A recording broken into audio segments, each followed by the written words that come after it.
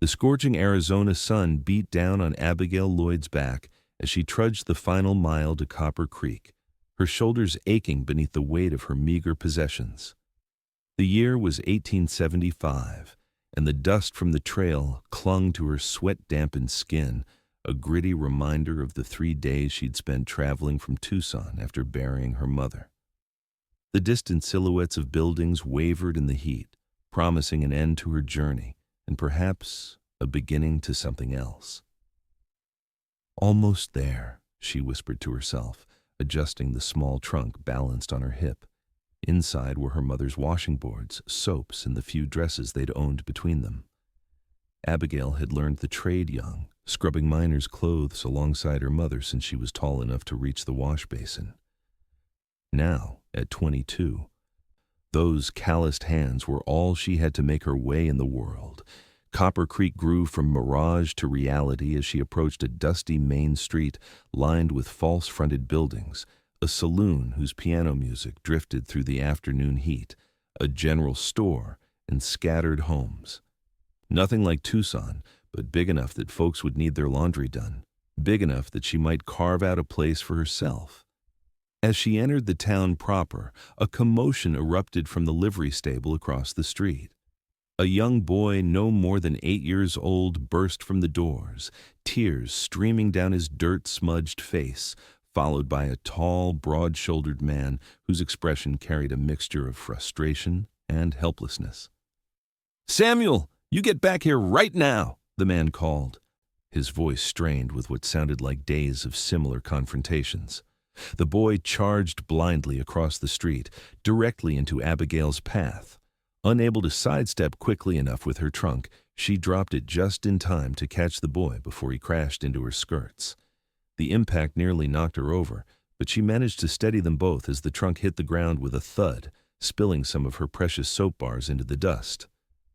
"Whoa there," Abigail said softly, crouching to eye level with the sobbing child. "Where are you headed in such a hurry?" The boy struggled against her gentle grip. "Let me go. I'm running away." "Samuel!" The man caught up, removing his hat to reveal sun-lightened brown hair and a face weathered by outdoor work. His eyes, a striking blue that reminded Abigail of the Arizona sky after a summer rain, held a weariness that seemed bone-deep. "I apologize, miss. My son is—" He trailed off, clearly at a loss. "Not your son!" the boy shouted, renewing his struggles. "And I'm not staying. You can't make me." Abigail looked between them, sensing a storm of grief as palpable as her own. "I'm Abigail Lloyd," she offered, still holding the boy's shoulders firmly. "I've just arrived in town, looking to set up a washing business." The man's expression shifted slightly, desperation giving way to a flicker of hope. "Yates Whitaker," he replied, extending a weathered hand that she shook briefly. "I run the livery, and this," he gestured to the still sniffling boy, "is Samuel, my nephew." Understanding dawned as Abigail took in their similar features, the same straight nose, the same stubborn set to their jaws. "Your nephew," she repeated softly. "My sister and her husband." Yates's voice faltered. "Influenza 3 months ago. Samuel's been with me since then." The boy jerked away from them both. "And I hate it. I want to go home." His small chest heaved with the force of his emotion. Abigail knelt again, this time gathering her spilled soaps. "I understand, Samuel," she said quietly. "My mother passed just 2 weeks ago. I had to leave our home, too." The simple words, spoken without pity or condescension, seemed to reach the boy in a way his uncle's frustrated commands hadn't. Samuel stilled, looking at her with red-rimmed eyes. "You did?" Abigail nodded, brushing dust from a bar of homemade lye soap. "I did, and I'm scared too." Yates watched this exchange with surprise, then cleared his throat. "Miss Lloyd, you say you're here to set up a washing business?" "Yes," she replied, carefully repacking her trunk. "I was hoping to find lodging and maybe spread word that I'm available for laundry work." A moment of calculation passed over Yates's face. "I've got a storage room behind the livery. It's small, but it's got a stove and enough space for a cot. Been meaning to hire someone to help with the house anyway, since Samuel came." He glanced down at the boy, who had stopped crying and was now examining Abigail's soap with tentative curiosity. "I can offer room and board, plus a fair wage, if you'd be willing to take in washing and help keep things in order." Abigail considered the proposal. She'd hoped to establish her independence, to build something that was wholly her own. But in this moment, faced with the raw grief of the boy and the evident exhaustion of his uncle, she found herself nodding. "That sounds fair, Mr. Whitaker. I accept." The small room behind Yates Whitaker's livery stable became Abigail's domain by nightfall. True to his word, it was modest, a narrow space with rough-hewn walls, a small iron stove, and just enough room for the cot he'd carried over from the main house. But it also had a rear door that opened onto a yard with an existing wash line and a pump, making it unexpectedly suitable for her trade. "It's not much," Yates apologized as he helped her arrange her washing tubs near the stove. "But in winter, you'll appreciate being close to the heat." "It's more than adequate," Abigail assured him, smoothing the quilt her mother had made over the cot. "And the proximity to water is perfect." Samuel lingered in the doorway, watching her unpack with guarded interest. When she pulled out a small wooden horse, worn smooth from years of handling, his eyes widened. "That was my brother's," Abigail explained, noticing his gaze. "Would you like to hold it?" The boy hesitated, then stepped forward to accept the toy with reverent hands. "What was his name?" "Thomas. He died when he was about your age." Abigail's voice was gentle, matter-of-fact rather than sorrowful. "Fever took him when I was 6. Samuel turned the horse over in his small hands. "My ma used to say that people we love become stars when they die." "That's a nice thought," Abigail replied, unpacking her mother's well-worn Bible. "My mother believed they watch over us." Yates observed this quiet exchange from his position by the door, a strange expression crossing his features. Later, as he walked Samuel back to the main house for supper, he paused to look back at the light now glowing from Abigail's window. "Uncle Yates?" Samuel tugged at his sleeve. "Is Miss Lloyd going to stay with us for a long time?" Yates placed a hand on the boy's shoulder. "I don't know, Sam, but she seems like a good sort." "I think she understands," the boy said softly, "about Ma and Pa." For the first time in months, Yates felt a knot inside him loosen slightly. "I think she might." Abigail rose before dawn the next morning, lighting her stove and hauling water to begin her first day of work. By the time the sun crested the eastern mountains, she had set up her washing station in the yard and tacked a small hand-painted sign to the front of the livery. A. Lloyd Fine Washing and Mending Fair Rates. The town of Copper Creek was slow to stir, but as men began filtering toward the mines and shops opened their doors, curious glances were cast her way. By mid-morning, a cautious procession of townspeople had found reasons to walk past the livery, eyeing the newcomer with the interest typical of small western settlements. The first to approach her directly was a tall, stern-faced woman who introduced herself as Mrs. Gillespie, the preacher's wife. "We've been in need of a good laundress since old Mrs. Henshaw's rheumatism got too bad," she declared, assessing Abigail with sharp eyes. "I'll bring the preacher's shirts tomorrow. See if your work is satisfactory."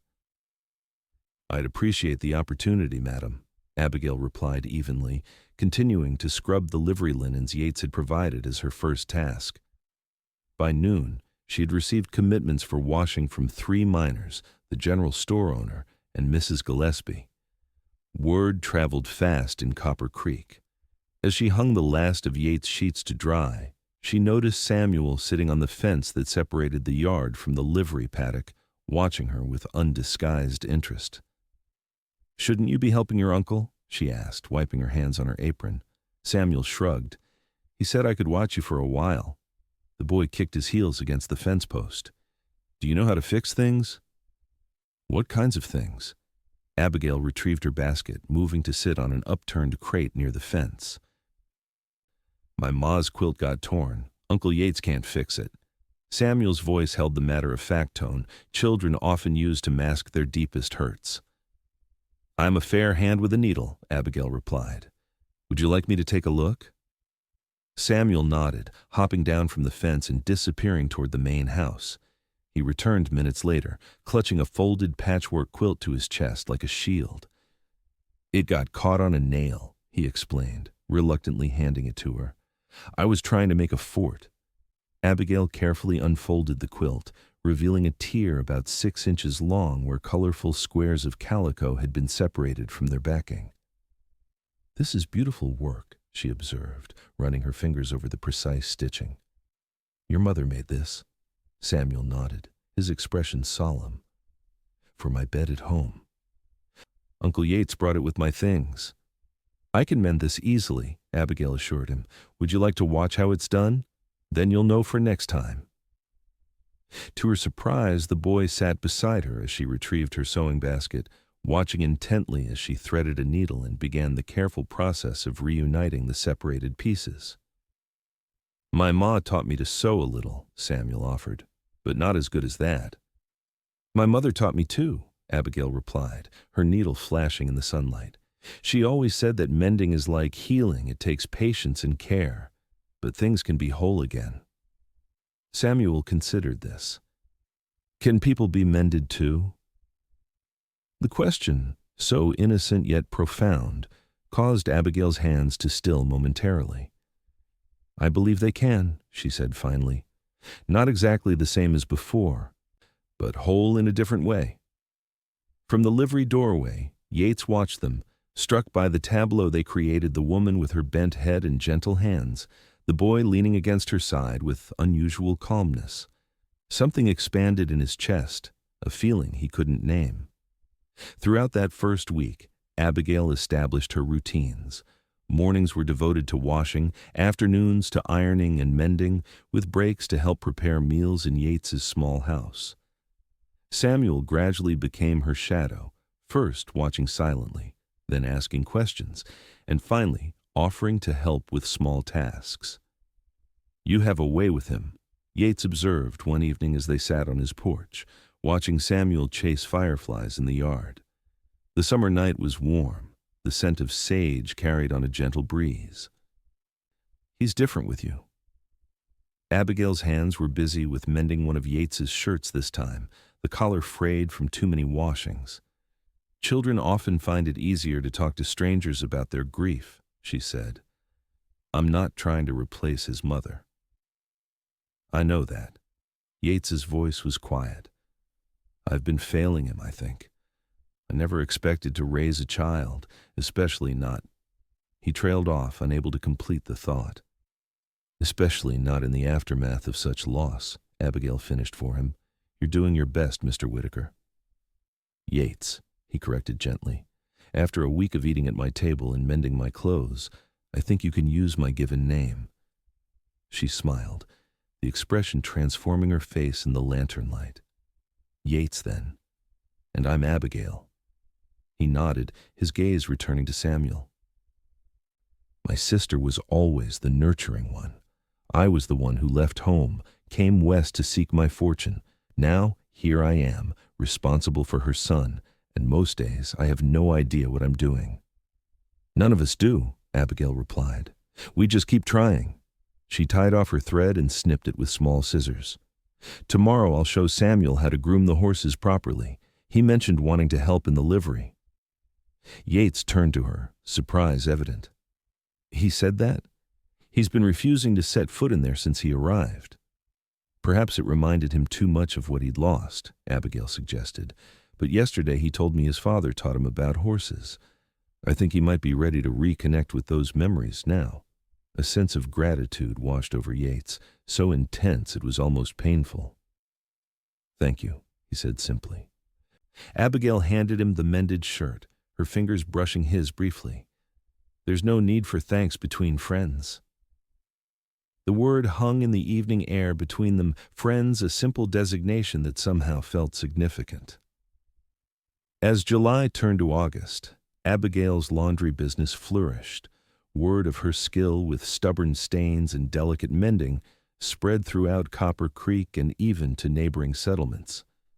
Miners and cowboys rode miles to bring their laundry to the washing woman with the magic touch, as she became known. With her growing income, she purchased supplies to improve her quarters curtains for the small window, a better mattress for the cot, a rocking chair for evening reading. Yates observed these changes with approval, often contributing his own improvements: shelves for her soaps, a copper boiler for larger washing loads, a sturdy table for folding. Their arrangement evolved naturally as summer progressed. Abigail took over the cooking and household management entirely, bringing order to what had been a chaotic bachelor existence for Yates and Samuel. The main house, once sparse and utilitarian, gradually transformed with her touch wildflowers in mason jars, properly arranged furniture, curtains at the windows. Most significantly, Samuel began to change. The angry, grief-stricken child slowly gave way to a boy who sometimes laughed, who took pride in helping both adults with their work, who began to refer to Yates's house as home without correction. One particularly hot afternoon in late August, Abigail was teaching Samuel to iron handkerchiefs when Yates entered with a stranger, a well-dressed man whose city clothes marked him as an outsider. "Abigail, this is Mr. Jenkins from the Territorial Court in Prescott," Yates introduced, his expression unreadable. "He's here about Samuel." The boy tensed beside her, the iron freezing in his small hands. Abigail gently took it from him, setting it safely aside. "What about Samuel?" she asked, keeping her voice steady despite the sudden hammering of her heart. Mr. Jenkins cleared his throat. "I'm here regarding the boy's guardianship. There's been some question about the appropriateness of the current arrangement." "Question from whom?" Yates demanded, his normally gentle demeanor hardening. "I'm his uncle, his only living relative." "A complaint was filed by a Mrs. Harriet Dunwoody of Phoenix," Jenkins replied, consulting a document from his case. "She claims to be the boy's godmother and states that an unmarried man running a livery is unsuitable to raise a child." Samuel moved closer to Abigail, his hand finding hers. "I don't know any Mrs. Dunwoody," he whispered. "She was apparently a close friend of your mother's before your family moved to Copper Creek," Jenkins explained, then turned back to Yates. "The court takes such concerns seriously, Mr. Whitaker. A child needs proper supervision and a proper home environment." "Samuel has both," Abigail interjected, surprised by the fierceness in her own voice. Jenkins surveyed her with raised eyebrows. "And you are?" "Abigail Lloyd. I work for Mr. Whitaker and help care for Samuel." "As an employee," Jenkins noted, writing something in a small notebook. "Not family." Yates stepped forward, his face set with determination. "Mr. Jenkins, I'd like to speak with you privately. Samuel, stay with Abigail." The men moved to the porch, their voices low but tense. Samuel looked up at Abigail, fear etched across his features. "Are they going to take me away?" Abigail knelt before him, gripping his shoulders gently. "No," she said firmly. "Your uncle won't let that happen, and neither will I." When Yates returned, Jenkins was already mounting his horse in the yard. "He's giving me 30 days, Yates said, his voice tight with suppressed emotion. 30 days to either prove I can provide a proper family environment or surrender Samuel to this Dunwoody woman's care." "But that's absurd," Abigail exclaimed. "Samuel's happy here. He's healing." "The court doesn't see it that way." Yates ran a hand through his hair in frustration. "They believe a boy needs a mother and a father, a conventional family, not a bachelor uncle and a—" He stopped abruptly. "And a hired laundress," Abigail finished, the words like stones in her stomach.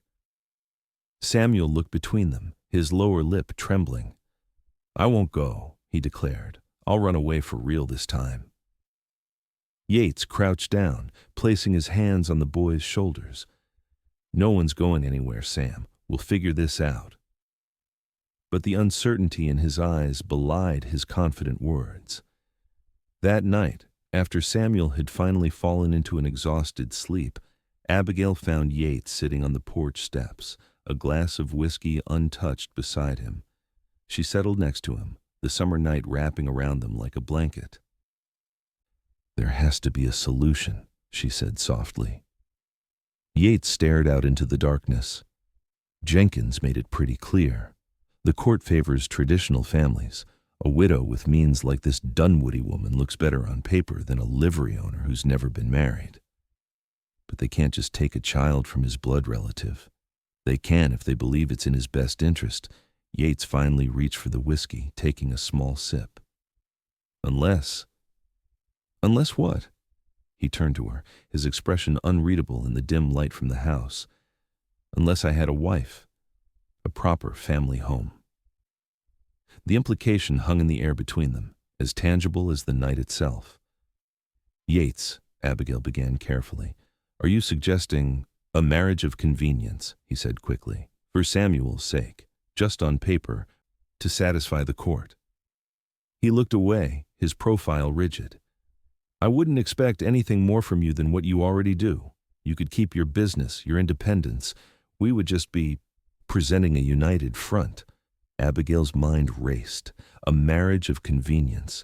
The very idea should have offended her independent spirit. And yet, "I care about Samuel," she said finally. "I don't want to see him taken from his home again." "Neither do I." Yates turned back to her, his eyes searching her face. "I'm sorry to even suggest it. It's an impossible thing to ask." "Is it?" Abigail surprised herself with the question. "We've created something here, the three of us, something that works." "We have," Yates agreed, his voice low. "But marriage is a lifetime commitment. I wouldn't want you to feel trapped by a decision made out of kindness." Abigail considered his words, considered the life she had begun to build in Copper Creek. She thought of Samuel's face when she taught him to mend, of Yates's quiet support as she established her business. She thought of evenings on this very porch, comfortable silences and shared stories. "Let me think about it," she said finally. "This isn't a decision to be made hastily." He nodded, respecting her caution. "Of course. You have time." But time, as it turned out, was not on their side. 3 days later, Mrs. Gillespie arrived at Abigail's washtubs with news that sent a chill through her despite the summer heat. "That court man is back," the preacher's wife announced without preamble. "And he's brought the Dunwoody woman with him. They're over at the hotel now, talking about taking little Samuel back to Phoenix with them tomorrow." Abigail's hands stilled in the soapy water. "Tomorrow? But Mr. Jenkins said 30 days. "Apparently this Mrs. Dunwoody has the influence with the territorial governor," Mrs. Gillespie replied, her thin lips pressed together in disapproval. "My husband overheard them at breakfast. They mean to take the boy before Yates can make any legal countermoves." Panic fluttered in Abigail's chest. "Where is Yates now?" "Out at the Peterson Ranch delivering a new mare. Won't be back till evening." Mrs. Gillespie leaned closer. "If you don't mind my saying so, Miss Lloyd, there's only one thing that could stop them now." "What's that?" The older woman fixed her with a meaningful stare. "A wedding? Today, before they can act." Abigail's breath caught. "Mrs. Gillespie, Don't think, child. Anyone with eyes can see what's growing between you and Yates Whitaker, and anyone with a heart knows that boy belongs with the two of you." The preacher's wife straightened her bonnet decisively. "My husband can perform the ceremony as soon as Yates returns. I'll spread the word that it's been planned for weeks." "But," Abigail began, only to be cut off by Samuel's voice as he came running from the house. "Abigail! Mrs. Gillespie!" His face was flushed with excitement. "There's a lady at the house asking all kinds of questions about me and Uncle Yates. She says she's going to take me to Phoenix tomorrow." Mrs. Gillespie gave Abigail a pointed look. "Well, Miss Lloyd, what's it to be?" Abigail looked at Samuel's trusting face, then back to Mrs. Gillespie. The decision crystallized in her mind with sudden clarity. "Tell your husband to be ready at sunset," she said firmly, "and help me find something suitable to wear." The next hours passed in a blur of activity. Mrs. Gillespie marshaled the women of Copper Creek with military precision, transforming Abigail's simple room into a bridal preparation chamber. A dress was produced cream-colored cotton with lace trim belonging to the general store owner's daughter. Wildflowers were gathered for a bouquet and to decorate Yates's house. Through it all, Samuel shadowed Abigail, his expression oscillating between excitement and anxiety. "Are you really going to marry Uncle Yates?" he asked as she sat before Mrs. Gillespie's borrowed mirror. "Yes," Abigail answered, meeting his eyes in the reflection. "If he'll have me?" "But you haven't even asked him yet." The practical observation made her smile despite her nerves. "No, I haven't. But sometimes, Samuel, you have to take a leap of faith." As the afternoon waned, a rider was dispatched to intercept Yates on his return from the Peterson ranch. Meanwhile, word spread throughout town. Miss Lloyd and Mr. Whitaker were to be married that very evening, a long-planned event they had kept private until now. Mrs. Dunwoody, a sharp-featured woman with cold eyes, heard the news over tea at the hotel. According to Mrs. Gillespie, who strategically positioned herself at a nearby table, the woman's expression had turned thunderous.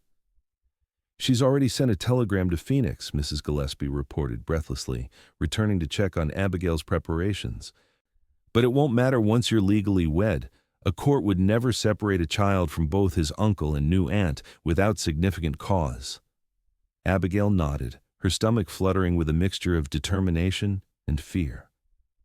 What if Yates refused? What if he resented her presumption? What if this hasty plan backfired spectacularly? Her tumultuous thoughts were interrupted by the sound of galloping hooves in the yard. Through the small window, she glimpsed Yates dismounting in a cloud of dust, his expression bewildered as the messenger explained the situation. For a heart-stopping moment, Yates stood frozen, staring toward her room. Then, to her immense relief, he nodded firmly and strode toward his house, presumably to prepare. An hour later, as the setting sun painted the western sky in shades of gold and crimson, Abigail stood in Yates's parlor before Preacher Gillespie. The small room overflowed with townspeople, all eager to witness this unexpected union. Samuel stood proudly between them, holding a small pillow with 2 simple gold bands that Mrs. Henderson, the miner's widow, had contributed. When Yates entered from his bedroom, freshly shaven and wearing his Sunday suit, Abigail's breath caught. Their eyes met across the crowded room, and in his gaze, she read the same mixture of emotions churning within her, uncertainty, determination, and something deeper, something neither had dared acknowledge during their weeks together. As he took his place beside her, he leaned close to whisper, "Are you certain about this, Abigail? There might be another way." She shook her head slightly. "Mrs. Dunwoody is planning to take Samuel tomorrow. This is the only way to ensure he stays where he belongs with us." Yates's expression softened at her use of us, and he took her hand in his own. "Then let's make it official." Preacher Gillespie's ceremony was brief but heartfelt. He spoke of unions forged in unusual circumstances, of families created through both blood and choice. When it came time for the vows, Yates's voice rang clear and steady. "I, Yates Whitaker, take you, Abigail Lloyd, to be my lawfully wedded wife, to have and to hold from this day forward, for better, for worse, for richer, for poorer, in sickness and in health, until death do us part." As Abigail repeated the ancient promises, she found herself meaning every word, despite the hastiness of their arrangement. When the preacher pronounced them husband and wife, Yates hesitated only briefly before leaning down to place a gentle, questioning kiss on her lips. The contact, though brief, sent a current of warmth through Abigail that had nothing to do with convenience or practicality. As they turned to face their cheering neighbors, Samuel pushed between them, grabbing each of their hands. "Are we a real family now?" he asked, looking up with hope shining in his eyes. Yates lifted the boy into his arms. "We are, Sam. A real family." From the back of the room, Abigail spotted Mrs. Dunwoody and Mr. Jenkins watching with thunderous expressions before turning to leave. The threat had been neutralized, at least for now. Later that night, after the celebrants had departed and Samuel had finally fallen asleep, Abigail and Yates stood awkwardly in the main house's small hallway, between his bedroom and the room Samuel occupied. "I can sleep in my room behind the livery," Abigail offered quietly. "Nothing needs to change just because we signed papers." Yates studied her in the lamplight, his expression unreadable. "Everything has already changed, Abigail. But I meant what I said earlier. I won't expect anything from you that you're not ready to give." She nodded, oddly disappointed despite herself. "Thank you for understanding." As she turned to leave, his hand caught hers, gentle but firm. "But I want you to know something." His voice dropped lower, intimate in the quiet house. "This may have started as a marriage of convenience, but my feelings for you are very real. They have been for some time now." Abigail's heart stuttered in her chest. "Yates, you don't need to respond," he continued quickly. "I just wanted you to know that for me, this isn't just about Samuel, as much as I love that boy. It's about you, too, the way you've brought light back into this house, the way you see the world, the way you've sewn the three of us together like one of your patchwork quilts." The simple eloquence of his words touched something deep within her. Without overthinking, Abigail rose on her tiptoes and pressed her lips to his, a kiss entirely different from their ceremonial one, tentative at first, then blooming with warmth and promise. When they parted, Yates's eyes held a question. In answer, Abigail took his hand and led him toward his bedroom door. "I think perhaps it's time we started our marriage for real," she whispered. "Don't you?" As autumn painted the Arizona landscape in subtle golds and russets, life in the Whitaker household settled into new rhythms. Abigail moved her washing business to a dedicated outbuilding Yates constructed behind the main house, expanding to include a proper mending service as well. Her reputation spread throughout the territory, bringing customers from as far as Prescott and Tucson.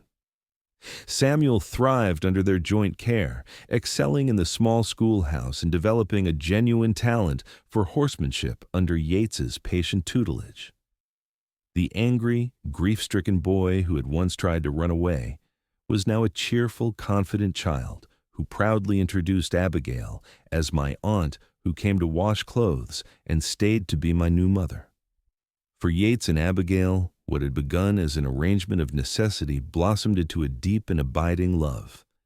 Their partnership, forged in crisis and cemented through daily acts of care and commitment, grew stronger with each passing month. On Christmas Eve of 1875, as they sat before the fireplace watching Samuel arrange small carved animals beneath their modest tree, Yates placed a small package in Abigail's hands. "What's this?" she asked, surprised by the unexpected gift. They had agreed to focus their limited funds on presents for Samuel. "Open it," Yates urged, his eyes crinkling with the smile that still made her heart race. Inside the package was a silver thimble engraved with her initials and the date of their wedding. "It's beautiful," she whispered, turning it to catch the firelight. "I wanted something that would acknowledge both who you were when you came to us and who you've become," Yates explained, his arm tightening around her shoulders. "The woman who came to wash clothes ended up stitching our family together so perfectly that the seams have become invisible." Abigail leaned into his embrace, watching Samuel play contentedly before the fire. "Not invisible," she corrected gently. "Just strong enough to hold through any storm." As if on cue, Samuel looked up and grinned at them, his face alight with childish happiness. "Pa says we might get a new pony in the spring," he announced, "and maybe someday a baby brother or sister, too." Abigail felt her cheeks warm as Yates's chuckle rumbled through his chest.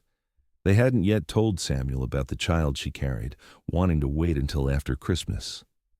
"One present at a time, Sam," Yates replied with a wink at Abigail. "But I think your aunt might have a special announcement for you tomorrow." As Samuel returned to his toys, speculating aloud about what the announcement might be, Abigail placed her hand over the slight swell of her abdomen. The family she had helped stitch together was growing, expanding beyond what any of them could have imagined on that hot summer day when she'd first trudged into Copper Creek with nothing but washing boards and hope. "Thank you," she whispered to Yates. "For what?" "For taking a chance on a laundress, for letting me be part of your story." He pressed a kiss to her temple. "Our story," he corrected, "and it's only just beginning." Outside, snow began to fall gently on Copper Creek, unusual for Arizona, but fitting for this night of quiet miracles and new beginnings. Inside, wrapped in warmth and love, the family created by circumstance and cemented by choice watched the flakes dance beyond their window, secure in the knowledge that whatever the future held, they would face it together.